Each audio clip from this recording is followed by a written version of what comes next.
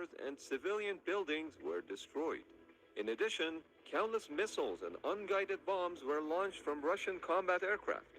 Reportedly, Russia has 923 multi-role fighter aircraft, 467 attack aircraft, 124 bombers, and 546 attack helicopters.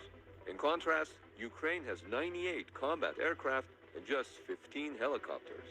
Of course, in practice, the number of operational aircraft is much less.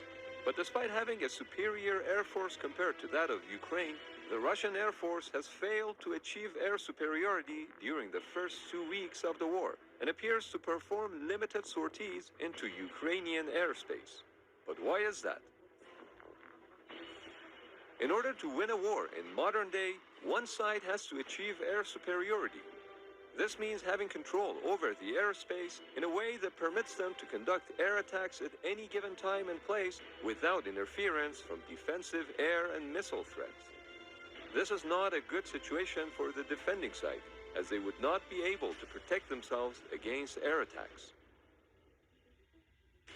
To achieve air superiority, it's crucial to perform SEAD, or suppression of enemy air defenses. This is usually followed by DEED, which stands for destruction of enemy air defenses. But Russians have failed to engage in SEAD missions, and is widely believed to be the reason why so far we have seen very limited aircraft being deployed. It is also the reason for a large number of Russian combat aircraft being shot down. But before getting into SEAD and DEED, let's go over what Western analysts expected to happen during the first days of invasion and what really happened. On February 24, 2022, Russia began its invasion of Ukraine by firing over 100 ballistic and cruise missiles targeting military infrastructure, like runways, radar stations, and military bases. We should mention that many analysts were surprised that Russia did not use a lot more missiles on day one, given the large scale of the invasion. For reference, the US Navy launched some 320 Tomahawk cruise missiles on the first night of Operation Iraqi Freedom in March of 2003. While missiles can destroy static targets, they are ineffective against mobile targets without having precise intel. And this is why missile attacks are usually followed by a large fixed-wing strike package to finish off the mobile air defenses.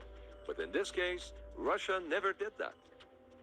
Given the number of Russian ground assets deployed on Ukrainian territory, it is very curious why the use of aviation has been so limited to date.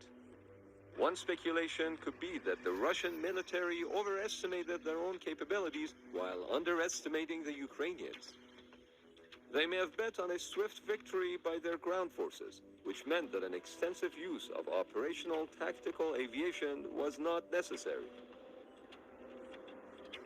On February 28, 2022, 4 days after the invasion began, Russia declared total air superiority over Ukraine. However, 1 week later, Ukrainians continued limited sorties of their own combat aircraft and drones.